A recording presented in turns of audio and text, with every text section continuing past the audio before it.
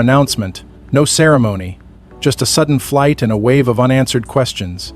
Within hours of reports that Prince William had shared urgent family news, attention shifted across continents and toward London.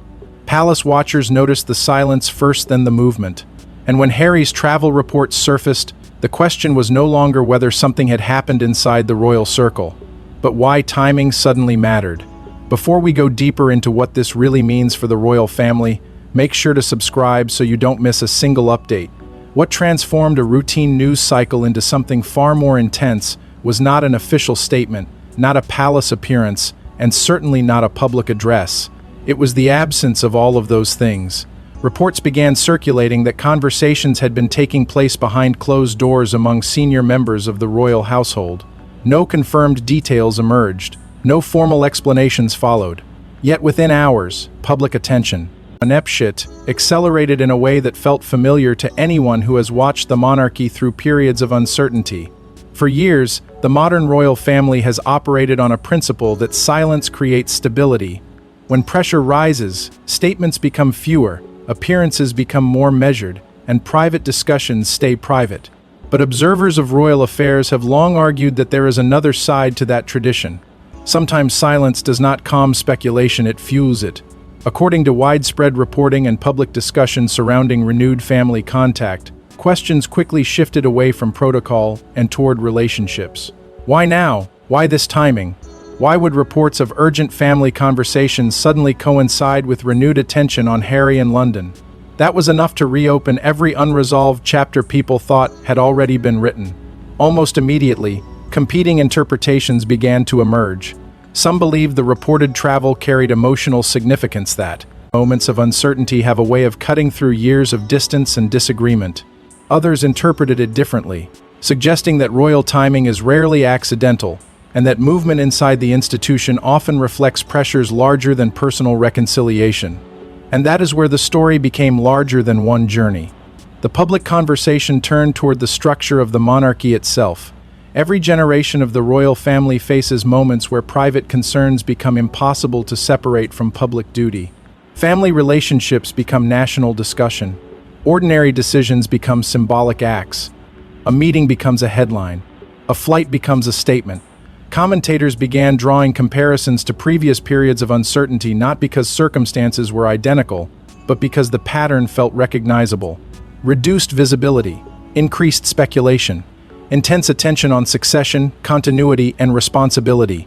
At the center of all of it stood William, not B. Inept because he had announced anything dramatic, not because he had spoken publicly, but because moments like these tend to reshape perception. The future heir suddenly stops being viewed as the future. People begin asking whether he is already carrying expectations that once belonged to someone else. Meanwhile, Harry's reported return became its own story. To some, it represented something deeply human, the possibility that certain moments pull people back together regardless of history. To others, it reflected something more complicated.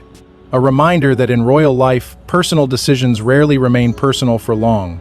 Every appearance, every movement, every absence begins to carry meaning, and the longer details remained unclear, the more attention shifted toward what was happening away from cameras, beyond statements, inside rooms the public never enters. Because if urgency had truly entered the conversation, then this trip may not have begun at the airport at all, but the urgency surround. Line emerged, eyeing the trip may have started days earlier inside conversations the public never heard. Those closest to royal operations understand one rule. Silence often says more than statements. That idea has followed the monarchy for generations, surviving changes in leadership, public pressure, and entire eras of communication. In ordinary institutions, silence creates questions. Inside royal life, silence often becomes the answer people study most closely. And in the days surrounding reports of urgent family discussions, that silence seemed to grow heavier with every passing hour. There was no dramatic announcement, no carefully managed explanation. Yet reports and commentary began pointing towards something unusual happening behind palace walls.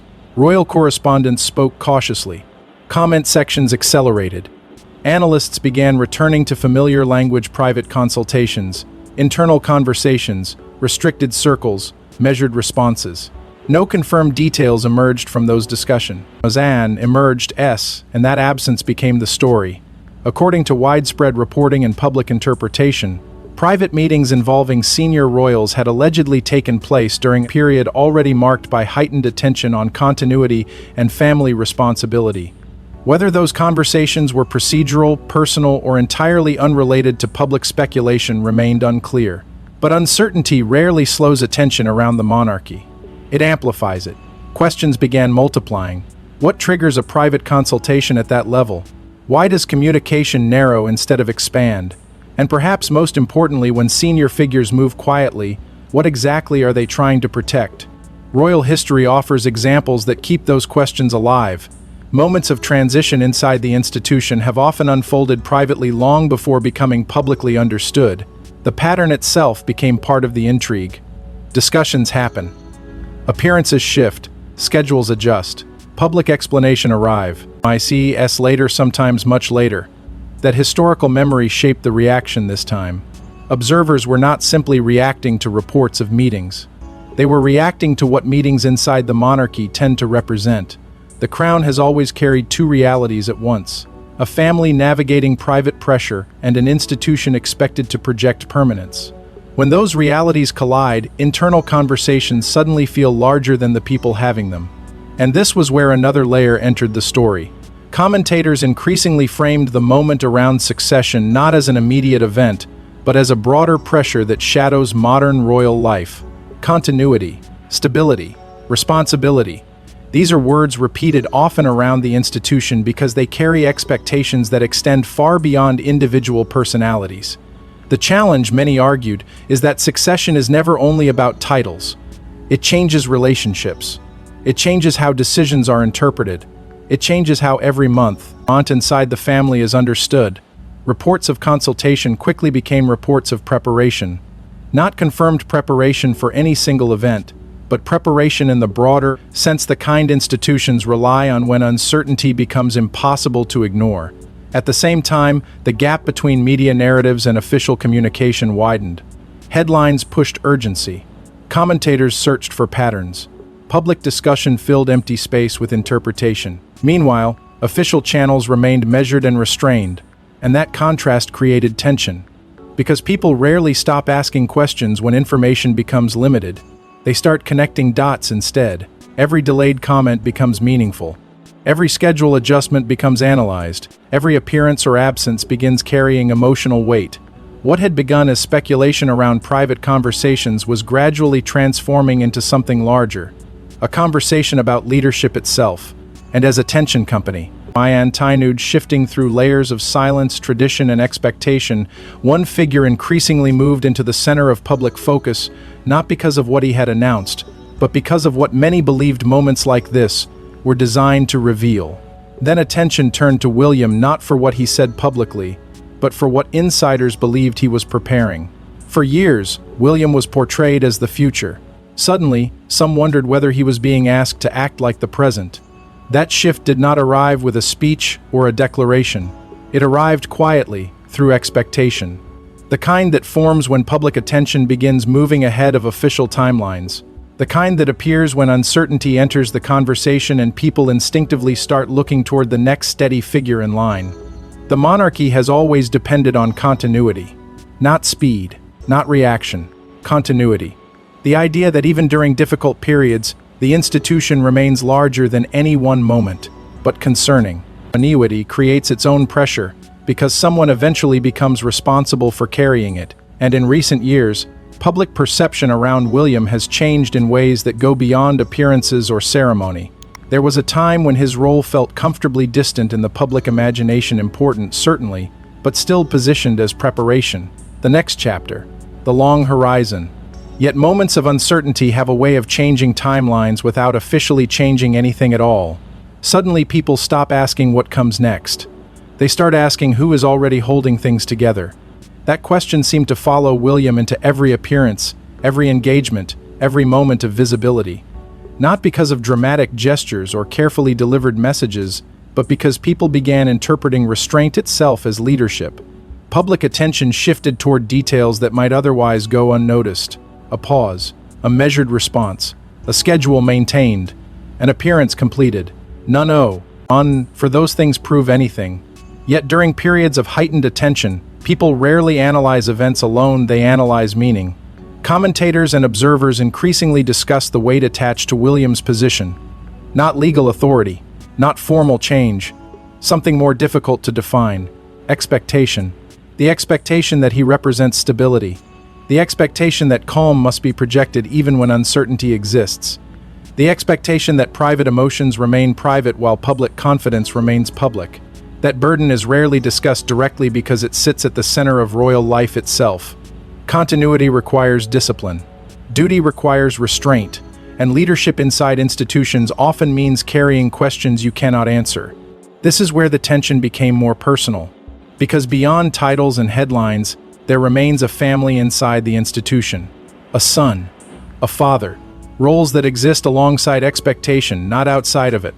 Periods of uncertainty do not pause family responsibilities, they intensify them.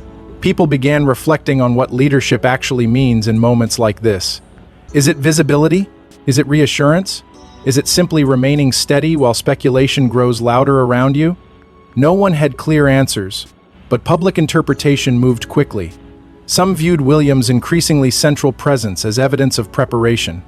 Others argued that expectation itself creates narratives long before reality catches up. And perhaps that was the deeper story unfolding beneath the headlines, not a formal transition, but the psychological shift that happens when people begin imagining one. Because once that process starts, every relationship inside the monarchy begins to look different. Every role becomes re-examined. Every decision becomes symbolic. And nowhere did those questions become more complicated than in the space between public duty and private family history. Because if William was increasingly being viewed through, and emerged, the lens of continuity, then another question became impossible to ignore. If the institution was quietly reorganizing expectations around the future, where did that leave someone who had chosen a different path? And that raised a difficult question. Where exactly did Harry fit into this moment? Every return carries history. This one arrived carrying years of unfinished chapters. By the time reports connected Harry's arrival with renewed attention on private royal conversations, the story had already become bigger than travel. The journey itself was no longer being discussed as logistics. It became symbolism. And symbolism has always held unusual power inside the monarchy, where timing is studied, silence is interpreted, and even ordinary decisions are often treated as reflections of something deeper. Because returns inside royal history rarely arrive empty. They carry memory, they carry comparison, and sometimes they carry expectations no one openly admits. Public reaction unfolded most immediately through two competing ideas that refused to fully separate. One side saw the reported return through a human lens. Families experience difficult moments, distance narrows, old disagreements lose urgency. In that interpretation, movement toward London represented something simple beneath all the complexity, someone going back toward familiar ground during a moment that felt uncertain. But another interpretation emerged just as quickly. What if this was not reconciliation? What if it was responsibility? That question transformed the conversation. Because over the years, public narratives surrounding Harry and the royal institution had become layered with disagreement, distance, and competing interpretations of duty. Different audiences remembered different chapters. Some remembered separation. Others remembered disappointment. Some remembered conflict. Others remembered people trying to redefine their place. Whatever perspective people held, one thing became impossible to ignore. History had entered the room before anyone arrived. That emotional weight changed the way every possibility was interpreted. Commentary became less focused on confirmed facts and more focused on meaning. Analysts debated whether moments like this erase old divisions or simply pause them. Observers questioned whether time softens institutional distance or merely changes its language. And beneath all of it sat a quieter question nobody seemed able to answer directly. Can someone step away from an institution and still remain emotionally tied to moments that shape it? That uncertainty created tension because royal appearances have never been viewed as neutral. Presence itself becomes a message. Absence becomes one too. The pressure attached to that reality can be difficult to explain from the outside. In ordinary families, difficult moments happen privately. Inside the monarchy, difficult moments unfold beneath interpretation. Every arrival becomes analyzed, every interaction be a symbolic. Every decision becomes evidence for stories people already believe. As public discussion intensified, reactions split again. Some viewed the reported return as a reminder that family connections survive public conflict. Others questioned whether old fractures truly disappear or simply become quieter. Neither side had clear answers, and perhaps that uncertainty was what gave the moment its emotional force. Because this was not being framed as triumph. It was not being framed as resolution. It felt closer to something unfinished. A chapter reopened before anyone knew how it would end. That is what made the atmosphere feel restrained rather than dramatic. The emotion was not in declarations. It was in possibility. The possibility that time changes people. The possibility that it changes nothing. And the possibility that certain moments force everyone involved to reconsider roles they thought had already been decided. Because if this visit meant anything at all, then meaning. Monarchy alone would not settle what came next. But if this visit carried meaning, it also reopened old questions. Families survive disagreement. Institutions remember everything. That may be the quiet truth sitting beneath every royal story that captures public attention. Arguments can fade. Time can soften language. People can change. But institutions are built differently. They preserve precedent. They carry memory forward. They absorb moments and quietly place them into a larger history that stretches far beyond the people living inside it. And that was why the conversation surrounding this reported return felt heavier than ordinary family speculation. Because people were not only reacting to individuals, they were reacting to history. For years, public narratives around the royal family have been shaped by contrast, duty and freedom, tradition and independence, institution and identity. These ideas became attached to personalities, decisions, and moments until they stopped feeling like events and started becoming competing versions of the same story. Over time, audiences formed conclusions. Some saw distance where others saw necessity. Some saw change where others saw disruption. Some believed relationships had fractured beyond repair. Others believed those relationships had simply been forced to evolve under impossible circumstances. But moments of uncertainty have a strange effect. They interrupt certainty. Suddenly, people begin revisiting opinions they treated as settled. Because crises rarely preserve existing dynamics, they expose them. That possibility became impossible to ignore. If reports of private conversations and renewed contact reflected anything meaningful, then perhaps the deeper story was not whether relationships had changed, but whether circumstances had changed the value of those relationships. Questions emerged that reached beyond headlines. What matters more during uncertain moments past conflict or present responsibility? Can institutions remain intact when personal concern enters the picture? And who decides where that line exists? No public answer arrived. Instead, interpretation filled the silence. Observers began speculating not simply about meetings but about communication itself. Who speaks to whom? Through what channels? Are conversations direct, structured, carefully managed? Does institutional protocol create distance or maintain order? None of those questions carried confirmed answers, but uncertainty gave them energy. Because communication inside royal life is often imagined as symbolic even when it may be entirely ordinary. A delayed response becomes meaningful. A brief interaction becomes analyzed. A quiet period becomes interpreted as strategy. That emotional intensity says as much about public expectation as it does about the monarchy itself. People do not expect public figures to experience uncertainty privately. They expect clarity, strength, resolution. Yet the reality many observers wrestle, I see as far less dramatic and far more difficult. Public figures remain people while simultaneously representing something larger than themselves. And that tension creates impossible moments. Personal history does not disappear because institutional responsibility appears. But institutional responsibility does not pause because emotions become complicated. That contrast became increasingly difficult to ignore. Because beneath every discussion about relationships sat another question entirely. What happens when individuals become symbols for competing ideas? At that point, every interaction becomes loaded. Every appearance becomes interpreted. Every decision becomes measured not only against emotion, but against continuity. And perhaps that was why the atmosphere around this moment continued to feel unsettled. Not because anyone knew more, but because people sensed that old narratives no longer explained everything.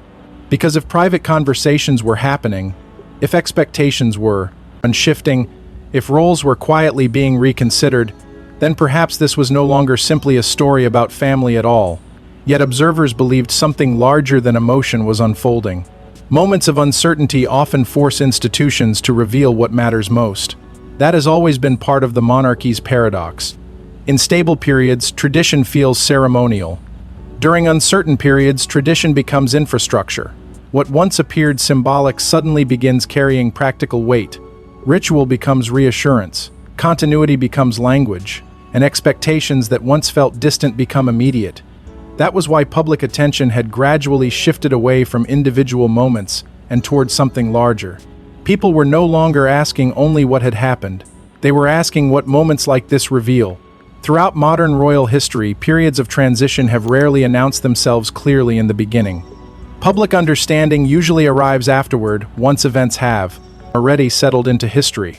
But during those uncertain periods, something predictable often happens. Attention moves toward the people expected to represent steadiness. Not because they ask for it, because institutions create that expectation. That dynamic seemed to shape much of the public conversation surrounding this moment. Observers began reflecting on how leadership is interpreted during uncertain times. Not leadership in the formal sense of authority or position, but leadership as presence, as continuity, as the ability to absorb pressure without projecting instability. That expectation may sound abstract, yet it sits at the center of public fascination with monarchy itself. People do not only watch for decisions, they watch for signals, for reassurance, for evidence that the structure still holds. And when information becomes limited, symbolism becomes louder. That was why conversations increasingly turned toward ideas of legacy and responsibility rather than immediate answer. Legacy is often spoken about as inheritance, but institutions tend to define it differently. Legacy becomes what survives difficult periods. Responsibility becomes what carries people through them. That distinction matters because uncertainty changes how every public role is understood. Appearances no longer feel routine. Messages no longer feel ordinary. People begin searching for signs of continuity in places they would normally overlook. That process can place enormous weight on individuals who never directly ask to become symbols. Yet symbolism is difficult to separate from monarchy. A family gathering becomes interpreted as unity. A shared appearance becomes interpreted as reassurance. Silence becomes interpreted as discipline. And occasionally, simply continuing forward becomes interpreted as strength. That emotional relationship between public expectation and institutional stability may explain why moments like this feel larger than the details available to explain them. P are not only responding to news, they are responding to uncertainty itself, and uncertainty invites reflection. Reflection on what endures, reflection on who carries responsibility, reflection on whether institutions remain stable because of tradition or because individuals choose to protect that tradition during difficult moments. As those conversations continued, one idea seemed to surface again and again. Unity. Not agreement, not perfection. Unity. The symbolic belief that institutions survive because people continue showing up to preserve them even when circumstances become uncomfortable, emotional, or unresolved. Whether reality is ever that simple remains open to interpretation. But symbolism has never depended entirely on simplicity. It depends on belief. And perhaps that was why public attention felt unusually intense. Because beneath discussions about relationships, timing, and uncertainty sat something deeper, a growing awareness that moments like this are often remembered. Not for what was said, but for what they appeared to reveal.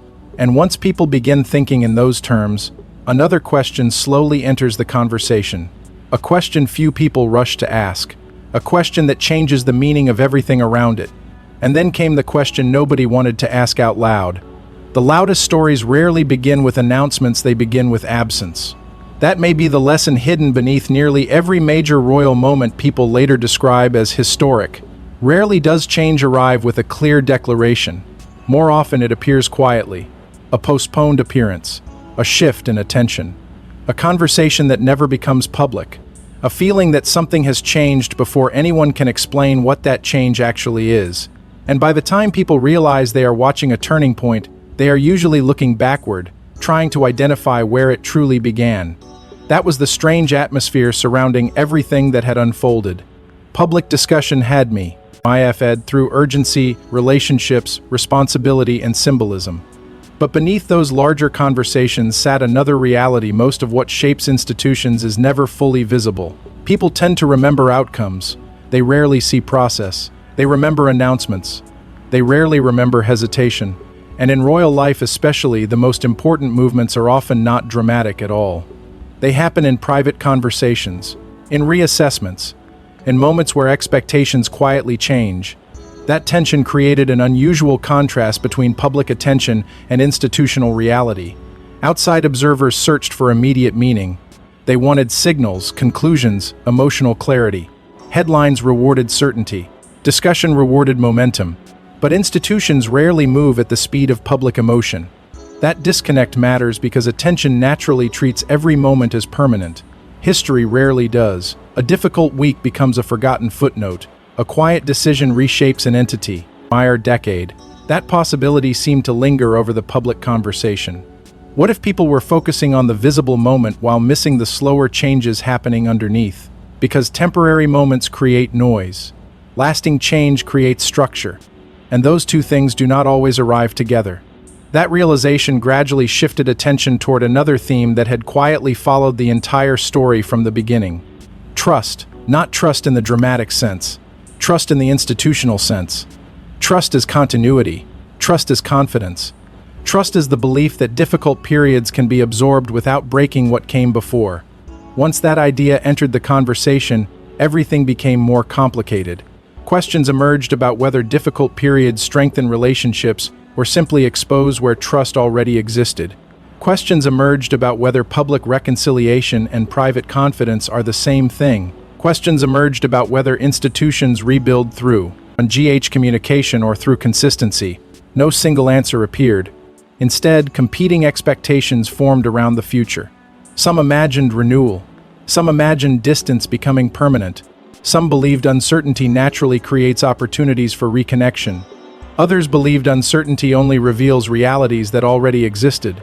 And perhaps that is why moments like this feel emotionally powerful even when concrete answers remain limited. Because people project possibility onto uncertainty. They imagine endings. They imagine reconciliations. They imagine fractures. But institutions tend to move differently. They continue. They absorb. They evolve quietly while public attention moves elsewhere. Eventually headlines fade. Commentary changes. New stories arrive. But the deeper questions remain waiting underneath. Questions about responsibility. Questions about continuity. Questions about what survives after emotion settles. And as attention slowly moved beyond the immediate moment, one realization seemed impossible to avoid. The story had never really been about a single journey. It had always been about what people believed that journey represented. But every royal chapter ultimately returns to one thing: legacy. Flights end. Headlines fade. But inside institutions built on tradition, silence can linger long after the cameras leave. And perhaps that was always going to be the final shape of this story. Not certainty, not revelation, silence. Because after the reports, the analysis, the speculation, the questions about timing and responsibility, there remained something surprisingly familiar at the center of it all: a family existing inside an institution that people often expect to behave like something larger than human.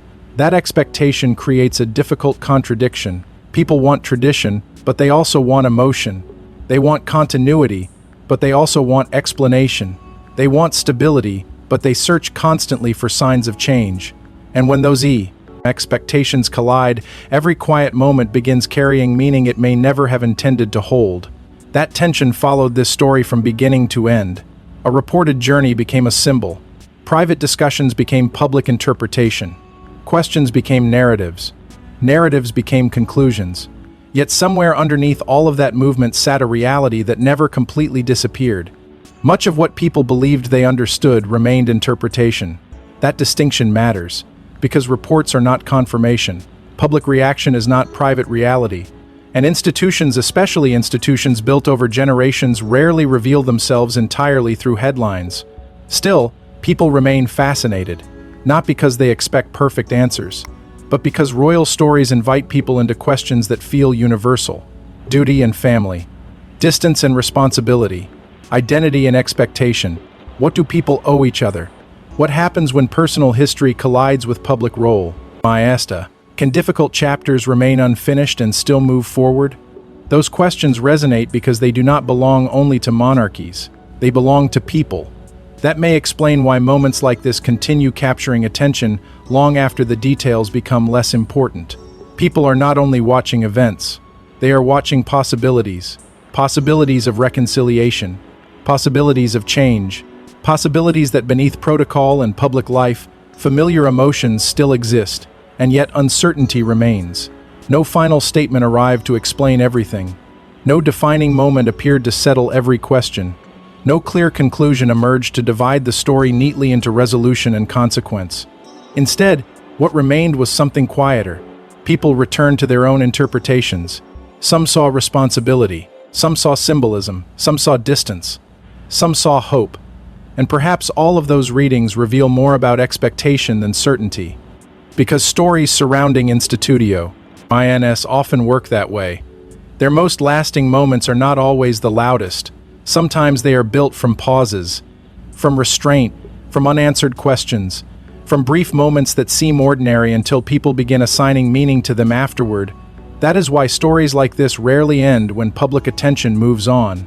The headlines disappear, the analysis changes, time continues, but curiosity remains.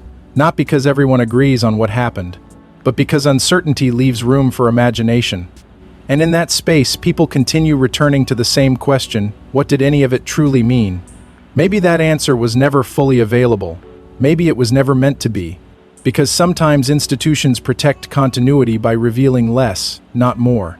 And sometimes people remember not the event itself, but the feeling surrounding it. Because sometimes the story isn't what was said, it's what everyone believed the silence meant. Thanks for watching. Please don't forget to like and subscribe. I see you in next one.